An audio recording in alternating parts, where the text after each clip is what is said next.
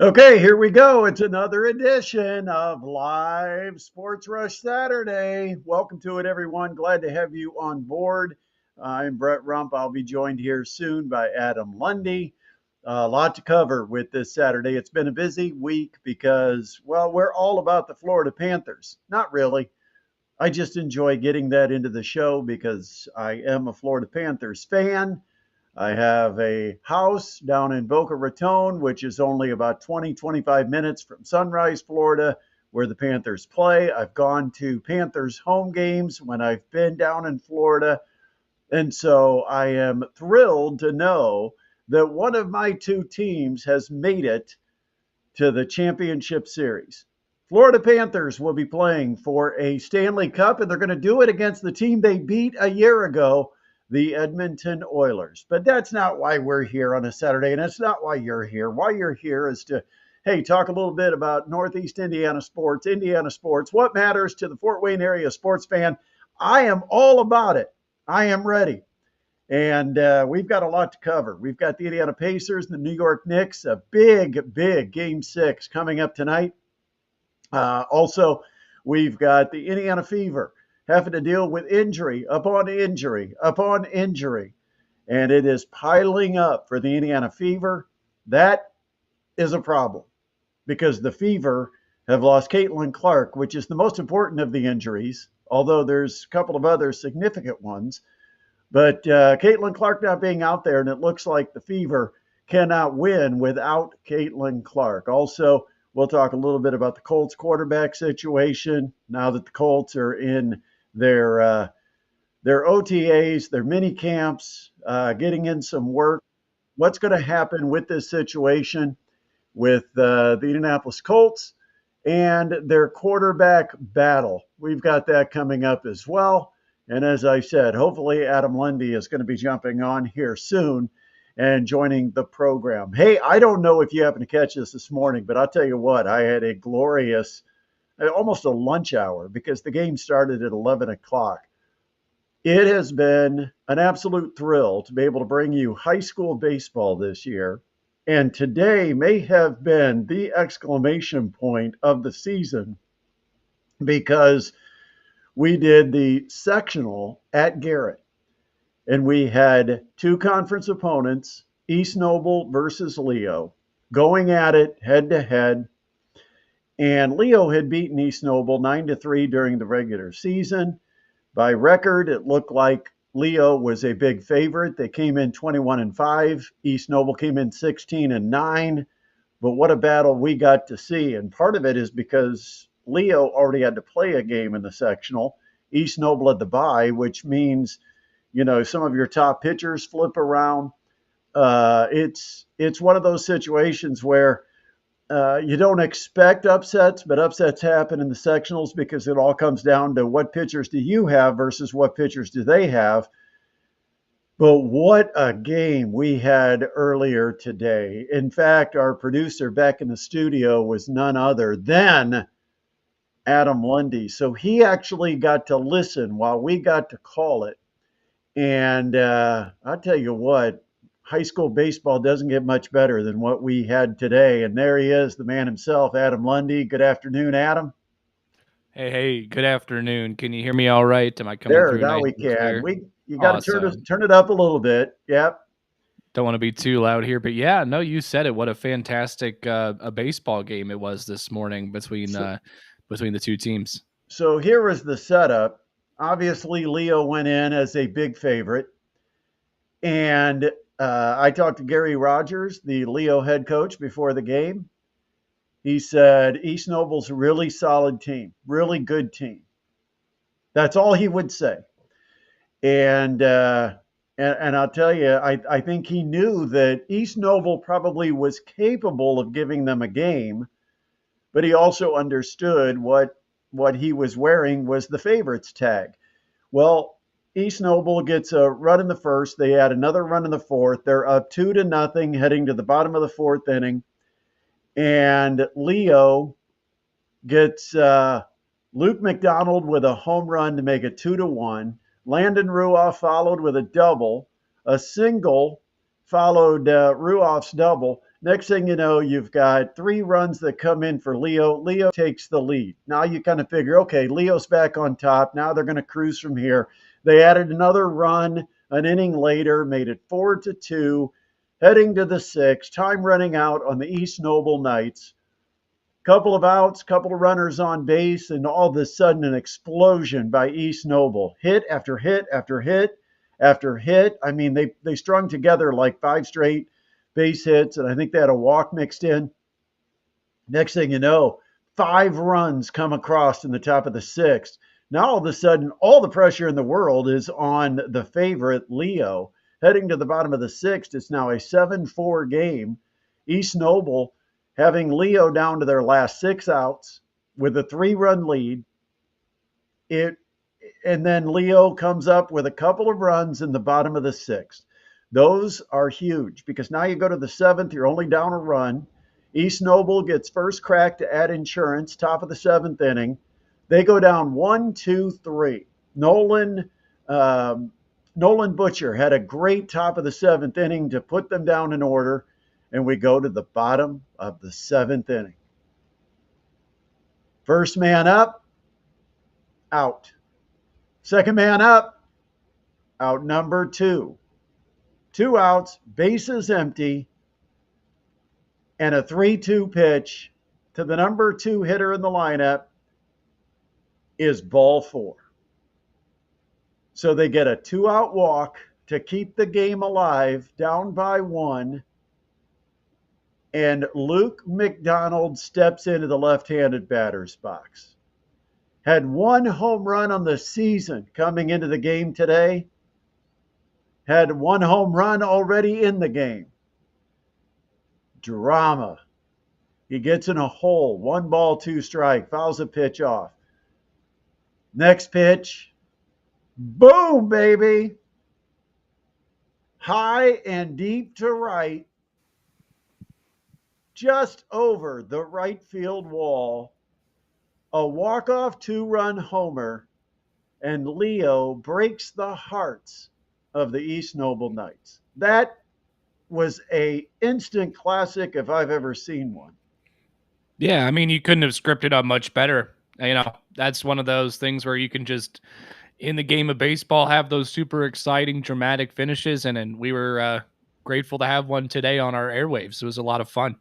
And so the podcast is available for anybody who wants to go back and relive some of the great moments of that game because there were plenty of them. You can check it out on the Fort Wayne High School Sports podcast page. Just search for it by name wherever you listen to your podcast. It's going to be there, Fort Wayne High School Sports, and you'll be able to find, well, almost every high school broadcast that we've done on 1380 The Fan, 100.9 FM. But today's game was something special. All right. Hey, there's another big game tonight, Adam. This day is not done with great games. Oh, yeah, the Tin Caps are in action tonight. No. That wasn't the one I was talking about, but true. Tin Caps will play game 5 of their 6-game series in Midland, Michigan against the Great Lakes Loons. That's not the one, Adam. You must be referring to the Indiana Pacers in action tonight. Yeah, well, I could be referring to the Pacers. Yeah. Could be. I'm sure there's other games somewhere being played somewhere, but that seems like the big one. Man, it's all about the Pacers tonight.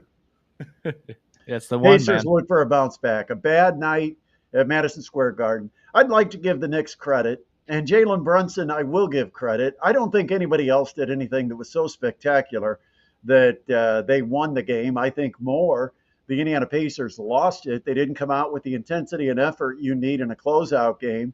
It is almost as if they decided they had, one of those get out of free jail cards, and so they didn't mind going to jail, because that's where they're at now. They're literally now in jail, hoping that get out of jail free card works because they have to win tonight's game. Now up 3-2. Game 6 is in Gainbridge Fieldhouse. Game 7 would be back at Madison Square Garden. This is it to me. This is possibly the series. I mean, I'm not going to say there's no chance for the Pacers because, again, it's very hard to win 3 in a row, and we'll talk about why in just a moment.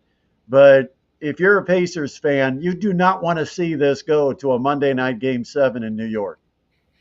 No, that's the last thing you want. And like you said, all the pressure. I mean, it's easy to say, oh, if it goes back to game seven, all the pressure's on the Indiana Pacers, but it's on them tonight as well. Because, like you said, last thing you want to do is give it all the Knicks all the confidence going home for game seven. If you want to win this Eastern Conference Finals, you really do want to do it tonight. I mean, it's almost do or die, like you said. I have said this repeatedly that when a team plays from behind, and generally it's in reference to a game where you fall behind early and you're constantly playing comeback, that is much more taxing. It's much more fatiguing. You're more fatigued and tired after the game when you have had to play an entire 48 minutes, always chasing the leader in the game and always trying to play catch up. It takes more energy to come back in a game than it does to hold a lead. And the same can be said for a series. It takes a lot more energy to come back when you're down with your backs against the wall than it does to have that comfort of being in the driver's seat, having the 3-1 lead. Because I feel like game five, the New York Knicks had to play their butts off. They had no choice but to play as fast or hard, I won't say fast, as hard and aggressive as possible. And I think the Pacers have an opportunity to take advantage of that tonight, because if they can get that running game established and get the game going up and down the court, I think they're going to expose the Knicks as tired. I think the Pacers can run away with this. I think if you go back, remember the last series the Knicks played. Remember Jason Tatum got hurt. The game was in Boston. And we said, you know what? There's going to be a lot of pride for the Celtics.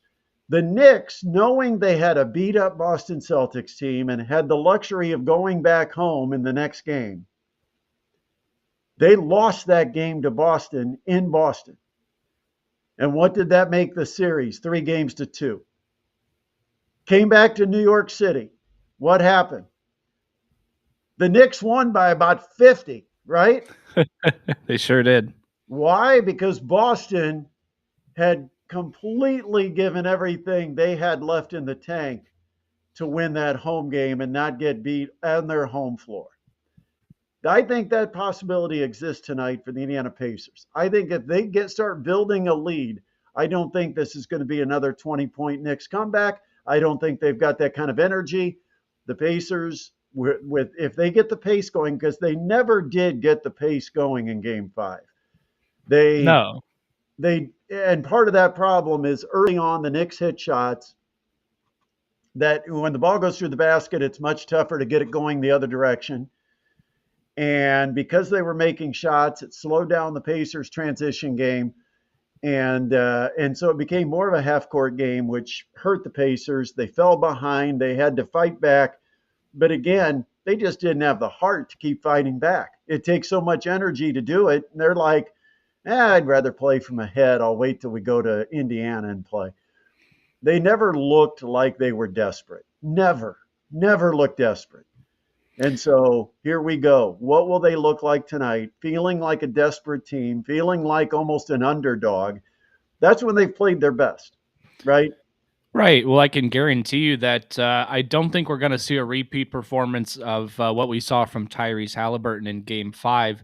I mean, like you've said, I mean, like we've both said, this Pacers offense can be a well-oiled machine and it can score rapidly, and that's what we're going to need to see from Indiana if they want to win this series tonight, is to see that rapid fire offense that can put up a bunch of points and, you know, create a lead that's insurmountable for the Knicks away from Madison Square Garden.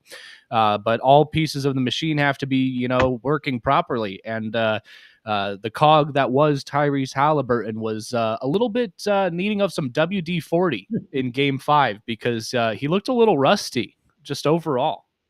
Everybody's ready to crown him a superstar and everything after that 32, 15, and 12 performance, the triple-double. Very impressive, yeah. No turnovers. And then he comes out and does that. That's not what a superstar is. I'm sorry. A superstar has that killer instinct. And they come out and they bury their opponent when they've got him down. I said it on one of my videos this week that Tyrese Halliburton's a really good player, but let's not crown him as a superstar yet. A superstar can carry the other four players no matter how they play and can still lead you to wins. And I'll tell you who's closer to being a superstar and probably has established superstar status now than Tyrese Halliburton is Shai Gilgeous-Alexander. Because I don't think he needs any teammates. He can come up with the bucket when you need a bucket. He can come up with a defensive play when you need a defensive play. He can do it regardless of how his teammates are playing. And Tyrese Halliburton kind of goes with the flow. When the mojo is good and the vibe is good, Tyrese Halliburton just kind of slides through and has great numbers. But tonight it's one of those games where it's the true test of a superstar. And if we want to try to put him into that category, and people nationally are trying to now squeeze him into that superstar status, and it's kind of like the same thing when we talk about players that are elite versus players that are just really good. It's all perspective, how you define elite status versus how you define superstar status. But to me, this is one of those superstar tests. At home, bounce back game. It's time for Tyrese Halliburton to outplay Jalen Brunson. Those are the two stars of the team, whether you call them superstars or just stars. The Pacers didn't get that kind of leadership performance from Tyrese. Quite honestly, he wasn't very good at all in game 5. So tonight's going to be an important one for Tyrese to bounce back, and I expect him to, because the history has been when the Pacers and Tyrese have had their off nights, they've bounced back and played pretty well. So I'm expecting a pretty good performance. Like I said, if they pull away and start building a big lead, I think the energy of that crowd, and I think what energy the Knicks have left, that the series will be over. And I predicted it, and I'm hoping that for this anyway, because I predicted it Pacers in 6 before the series started, and it would make me right for, I don't want to Yeah, say for once. Screw the Pacers result. You just want to be right. I just want to be right. Yeah. I think the Pacers could still win a game 7, but dang it, I if they want to win be in right. 7, I'm not right. I want to be right. But all right, so here's my question. Mm. The other night, Thursday night in New York, Pacers have only 94 points. Yeah. Obviously, that's the Pacers, the highest scoring team in the playoffs this year. Not now put up a 94 spot, so I doubt they're still the highest scoring team in the playoffs. But in that game, how many players had more than one three-pointer? For both teams? No, for the Indiana Pacers. For just the Pacers, how many players? Pacers get a lot of their offense from three-point shots. Yeah. How many players had more than one? Because I will tell you, I had a pretty substantial bet on somebody hitting over 1.5, and they didn't get there. Let's see. They didn't score that much. I mean, it was only 106 to. Are you talking about the 106 to 100 game 3? No, 111-94, game 5. Okay. Pacers. Okay. How many Pacers had more than one three-pointer made in that game? And I'll give you this clue. There were 3. 3. Okay. So 2? 1? Oh, did only one of them? No, I'm gonna guess 2 of them made 3, at least 2 pointers. No. How many, or what? Who were the players that? Oh, I'm guessing who. Who were the players for the Pacers? Adam, we need to get you an injection of some kind of a one of those caffeine drinks or something. Something like that. Something, yeah, because it's taken me 4 tries to get this answer. All right. There were 3 players that made more than one three-pointer in that game. Who were the 3? I know Tyrese did not make one, so I'm going to leave him off the list. I'm going to go Benedict Mathurin because he was pretty good. Okay, that's a bell. That's one. Woo! All right. He was 2 for 4. Yeah, I'm gonna say it's probably not a starter because I feel like it was somebody that you probably put your money on a starter. Uh, did Benedict Matherin? Not, I already said Benedict. Ben Shepherd. Did Ben Shepherd hit two off the You bench? are 2 for 2. You have hit 2 of the 3. I can't remember the third. You're gonna have to tell me the third. Jarris Walker, who hasn't even Oh, played in this series. Jarris Walker yeah. I remember him hitting those threes. No, had yeah. 2 out of 4. I remember The being surprised. starters collectively had 3 3-pointers made as a group. Wow. Wow. I mean, I feel like the starters have to almost double that. They've got to be 8 to 10 3-pointers made. Aaron Neesmith, Definitely. who set the Madison Square Garden on fire with his 5 threes late in that game. What game 2 was it? Mm-hmm. He was Or 1 for 5 from yeah. 3. Pascal Siakam was 1 for 3 from 3. Aaron Nemhard. Is there ever going to be an Aaron Nemhard spotting in this series? We still have not found him. He's a little small. He's hiding. 0 for 1, and Halliburton 0 for 2. Halliburton was 2 for 7 from the field. And after having a triple double, he had a 0 double in the game on Thursday. He finished with 8 points, 6 assists, and 2 rebounds. That was a Yeah. quarter in game 4, and it was his That's game for game 5. that's just a head scratcher. It really is.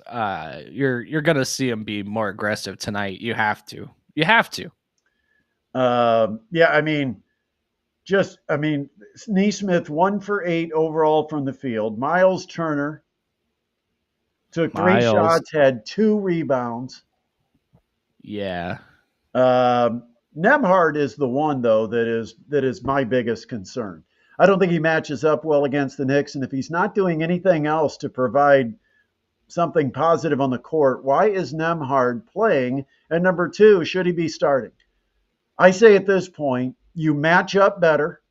You need to get off to a good start. I would, if I was Rick Carlisle, I would seriously consider starting Ben Mathurin in place of Andrew Nemhard in tonight's game. What would you do? I mean, yeah. I mean, just what we've seen production wise, it'd be hard to argue against putting Mather in the starting lineup, especially when you just scored only 94 points in Game 5. You got to get that production up. We've seen it from Mathurin. Why not try and give him a couple more minutes in the starting lineup? Here's the other thing about Mathurin, not only what he brings to you offensively, but what he can do at the defensive end because of the flexibility. He can guard Bridges, Anunoby.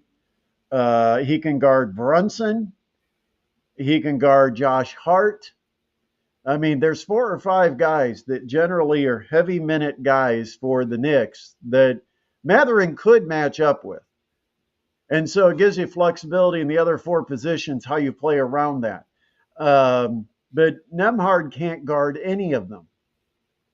I mean, he cannot guard Anunoby. He has not been guarding Bridges. Clearly, Jalen Brunson is too strong for him. He just backs him down to the basket and shoots right over him because he's small. You can't put him on Hart. Hart will go to the glass and get rebounds. And the other thing too is if you guard Hart, often you're the second defender on a drive to the basket. And what's he going to do with Towns? I mean, Towns drives and you've got Nemhard as the rim protector. It's not going to do anything. No. And so I just don't see. You've got to be very selective, I think, in where you use Nemhard. I would love to see him have a game like Mathurin did in game 4 and have kind of a breakout, hit some shots. But he has been an absolute absentee in this series so far. And I'm like, if you're not going to show up, put somebody in who is showing up. You only have 7 games and you have to win 4. You can't wait around a couple of weeks for a guy to come out of a funk. Right. I mean, we saw Tibbs make an adjustment, switching out Josh Hart in the starting lineup for Mitchell Robinson, putting a little bit more size in there, and just a little bit better defense in the paint for a Pacers team that likes to drive a lot. So, that's an adjustment we've seen on the Knicks side. It's time to see if there's going to be an adjustment on the Pacers side. And I'm with you. I think Matherin in the starting lineup could be something interesting, something to keep an eye out for, perhaps. All right, we got to talk about my man Miles Turner, Miles. who happened to be the guy who cost me money the other night. Did you have him for 2 3-pointers? I had him over 1.5, Yeah. and he got one fairly early, Mhm. and then Only never 3 hit another shots. three. In fact, didn't Yeah. even take a couple that he could have taken. He ended up with one 3-pointer. I thought Turner would be a guy because of the game that Halliburton had. This was my thinking that the Knicks would probably aggressively off that ball screen either double or strongly hedge against Halliburton to keep him from taking off or getting an open look. And that's just because of the hot hand that Halliburton had in game 4. I thought if they do that, Turner's going to get a lot of 3-point looks on the pick and pop game. And it just, Turner, I mean, did he even want to be there? It's like, did he just get a ticket to New York that he really didn't want? Because he didn't seem to have any energy. His feet were slow. Towns just took him right to the basket, either him or Siakam. It didn't matter who guarded Towns. They were going right to the rim. And just a nothing game. I mean, the Pacers, they have great depth, but also it's a team that's built on everybody kind of doing their job. Nobody, like we talk about the superstars and how they can carry a team without the support of the 4 people around them. Pacers don't have that luxury. They need contributions from a large collection of the 10 players or 12 players that play. And they got nothing from Nemhard. They got nothing from Turner. It was just a bad night for Turner. I'm kind of waiting for him to have a breakout game. Right now, he's been dominated either by Robinson, who's pushed him around, Towns, who, when he tries to guard Towns, just has Towns one bounce and he's around the edge heading to the basket, drawing fouls. But his hands, if you notice that game 5, very first play of the game, they lobbed it down to Turner and he bobbled it. Then they threw him a pass near half court and he bobbled it. It's like, was the pressure too great? Were you just not ready to play? Because I thought those 2 plays kind of set the tone for what we saw from Turner the rest of the night. It's kind of interesting. I mean, I might even question, the mental, strain that this series has been taking on Turner, having to go up against the likes of Mitchell Robinson and Karl Anthony Towns, for the whole series. And there's actually been some times where Carlisle has actually gone in favor of Tony Bradley as someone who he's had guard Mitchell Robinson for brief stretches of the game over Turner. So that's been interesting as well. I mean, only 24 minutes in the loss there for Turner, and like you said, only 3 shots on the game, and 2 of them were 3-pointers. So just an interesting lack of aggression, and interesting, lack of overall minutes, and just like you said, just not what you want or need out of Miles Turner if this Pacers offense is going to be chugging in all cylinders. After the Pacers lost their 2 backup bigs in the preseason, of course, they picked up Thomas Bryant. Bryant was generally the first big off the bench for Miles Turner during the season. And I think it might have been game 1 when Bryant came in and just absolutely was smothered by Mitchell Robinson. It was like a man versus a boy. Robinson didn't even have to push. He just had to lean on Bryant and knock him under the basket. And at that point, Rick Carlisle then did go to Bradley and said, we got to find somebody who's man enough to hold their ground against Mitchell Robinson. Mm-hmm. And so Bryant hasn't been used quite as much, but I don't know the health status of Bradley. He Right, had he's that hip issue. questionable.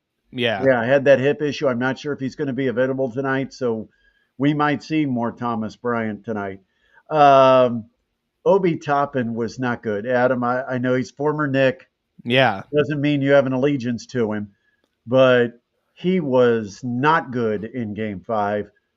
I, we need a bounce back. If you're a Pacers fan, need a bounce back from Obi Toppin. Yeah, you want him to hit at least a couple of those threes, especially if you're going to be taking four of them. That's something we've seen that he can do and can have hot stretches for games. So I would like to see him maybe nail one or two of those corner threes that they've often find him for. But yeah, a little bit more than 11 points, 4 rebounds from Toppin would be nice. You know, Yeah. you know what's funny about Toppin? What's up? He hit that huge 3-pointer in the last minute of Game Four. Yep. He shouldn't have even been in the game, and he wouldn't have been in the game if it hadn't been for was it Turner that picked up his sixth foul? I'm not Turner sure. fouled Somebody, out, yeah, yeah. and they opted to put in Toppin because Bradley had been hurt. They didn't trust Thomas Bryant, so they put in Toppin. Wouldn't have even been in the game.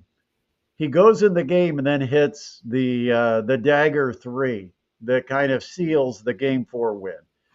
So tonight, how you feeling, Knicks fan? Well, it's like you said. I mean, it's a case of avoiding the Pacers getting out to too big of a lead at home with that excited crowd wanting them to go on to the NBA Finals. For the Knicks, it's about doing whatever it takes to keep it close. Hopefully, if we can, take a lead, and if we do take a lead, it has to be a big one because we've seen what the Pacers can do with a small lead in just a matter of seconds if the offense is clicking.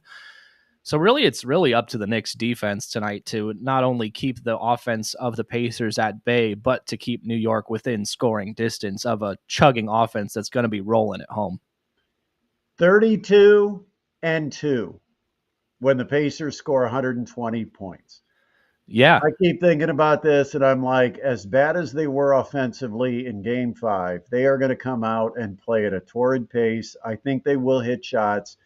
I think they'll get to 120 points. And at 32-2, I like my odds for a Pacers win. I'm going 121 to 111. Pacers win it over the Knicks. Pacers advance to the finals to take on the Oklahoma City Thunder. Now, since we only do this show on Saturdays, that means this is my chance to look ahead, and I'm not trying to ignore the Knicks. But the Pacers have two chances to win one. The Knicks have to win 2 out of 2. So let's just theoretically say that it is the Pacers that play Oklahoma City. What do you think about that series, that matchup? Man, that's going to be another case of two offenses here just absolutely going ballistic in the NBA Finals.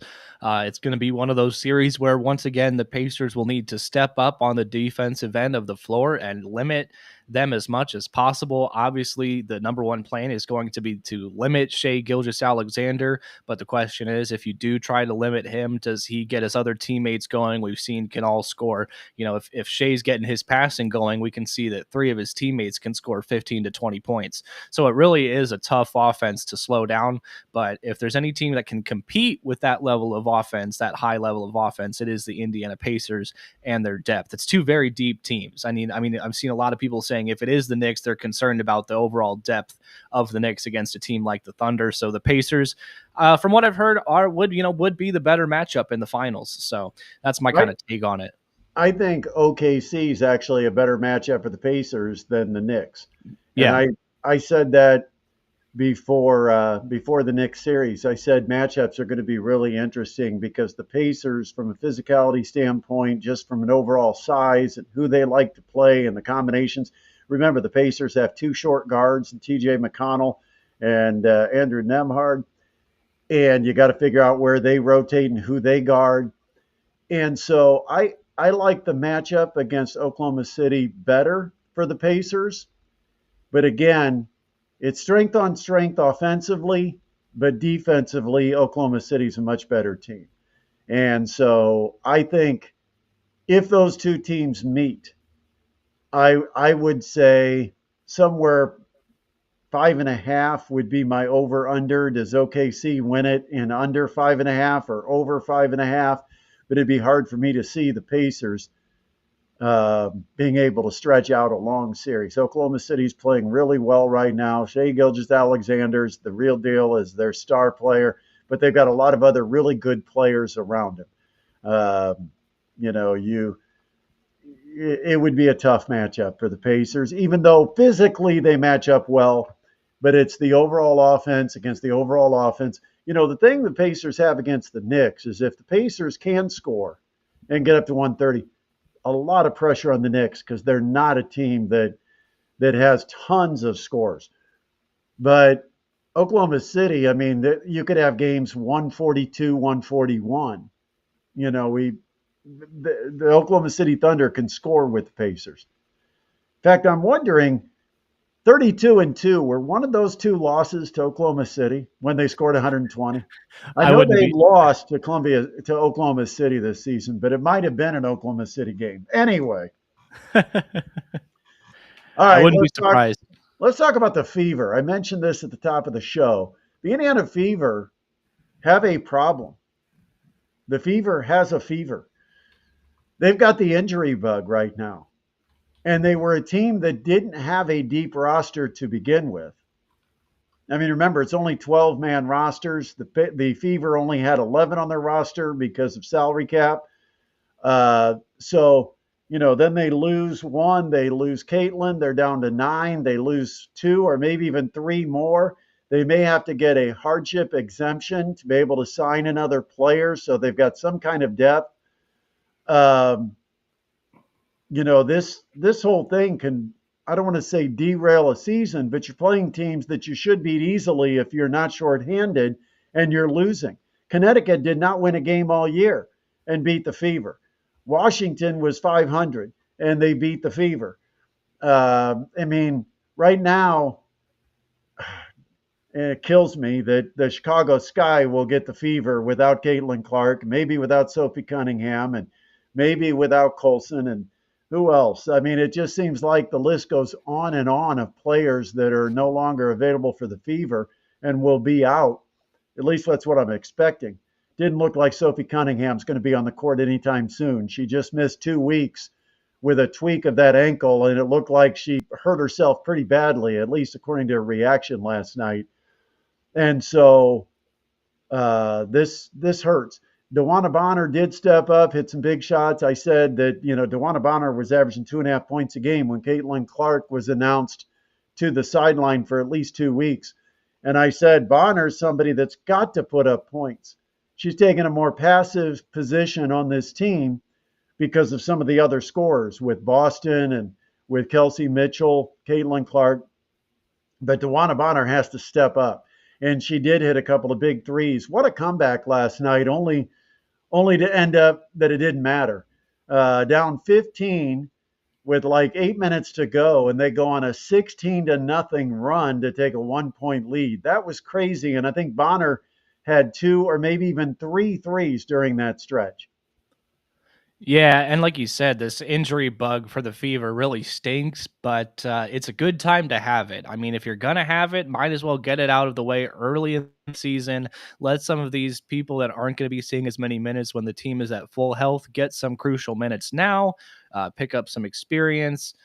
We can worry a little bit more about win-loss record when we get a little bit closer to the playoffs. But like you said, it does hurt, especially when some of these losses have been close losses too. So, you know, I'm not hitting the panic button yet, but it'll be nice to see the Fever back at full health. And I'm also sure that the network supervisors that have scheduled all of these Fever games for primetime television are also ready for the Fever to get back to full health too.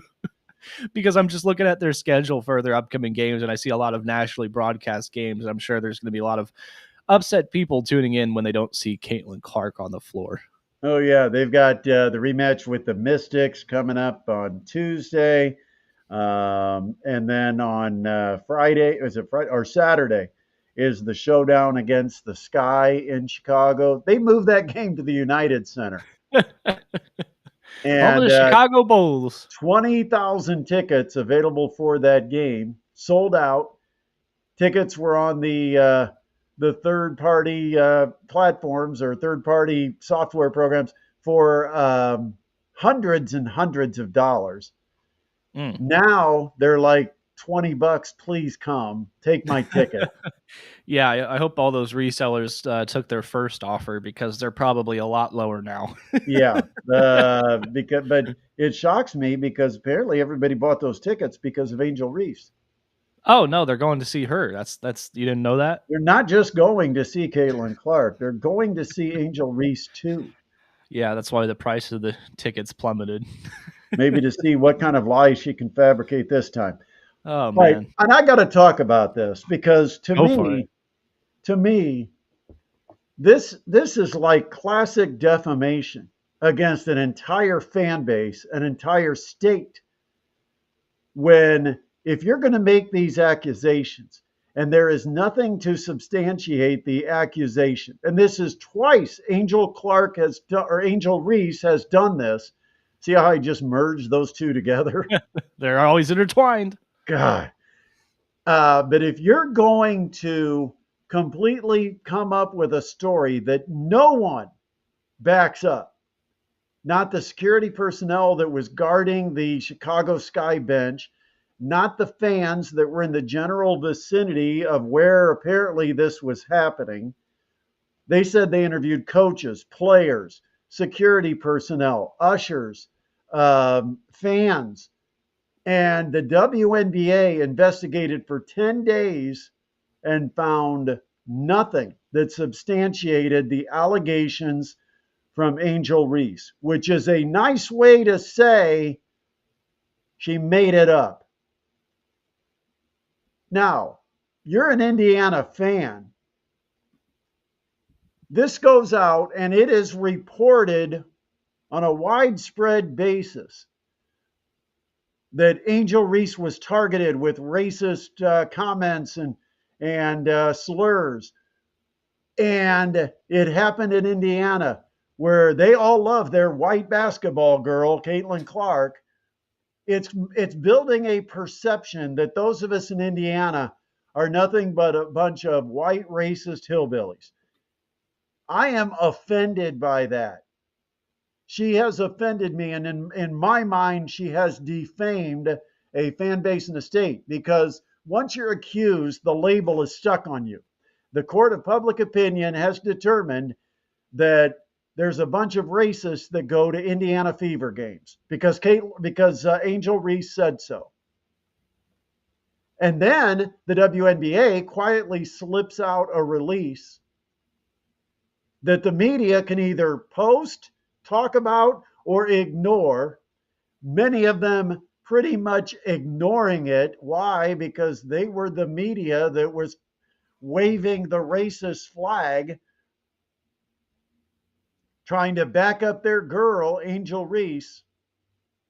And and so they don't want to publicize that it was all a fabricated lie. It was made up. It didn't happen. It was unsubstantiated.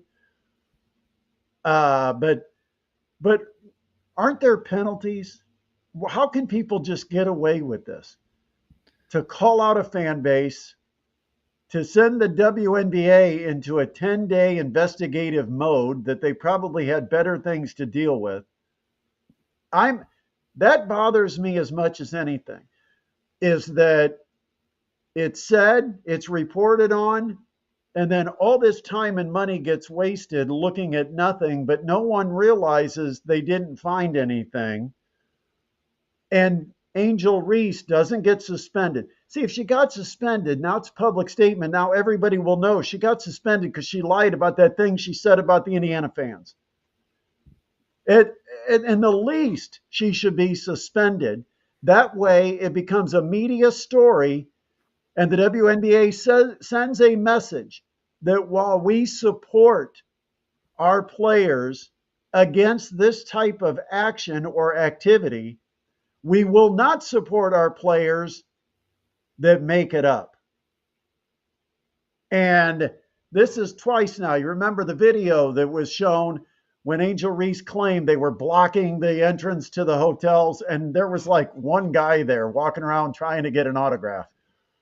Um, yeah, it's crazy. And in fact, speaking of Angel Reese, let's talk about her as a player.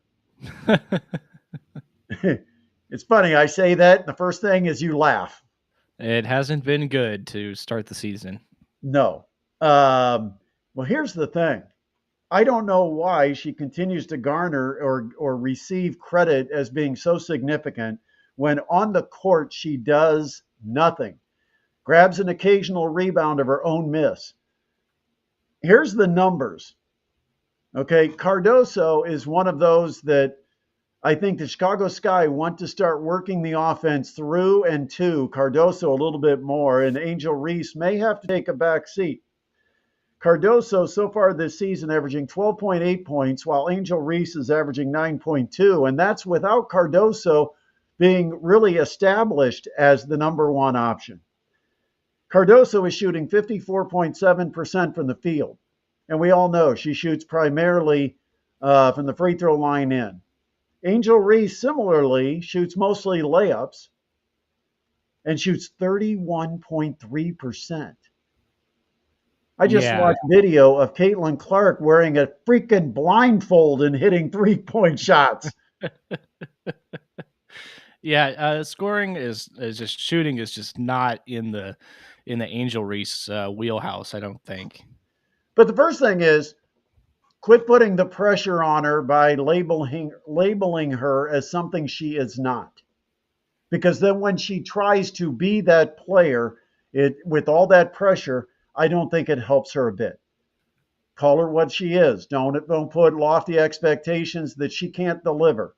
I think that's too much pressure, and I think that's what the national media has done is they've raised the bar so high with Angel Reese and tried to compare her to Caitlin Clark. And Angel Reese is never going to be a Caitlin Clark. She's never going to be on Clark's level.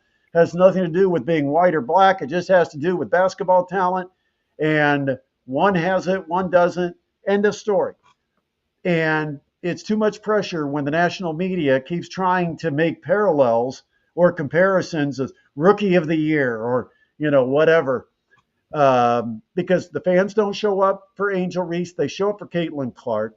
The stats are almost embarrassing for Angel Reese. And I think you take a lot of the pressure off if the media just accepts what she is and what she isn't, and that you were wrong. As a media, when you started to talk that she was a favorite, remember when they made their picks for Rookie of the Year before the season a year ago?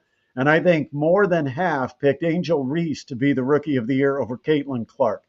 Just admit you were wrong and It makes you move on. wonder, you know?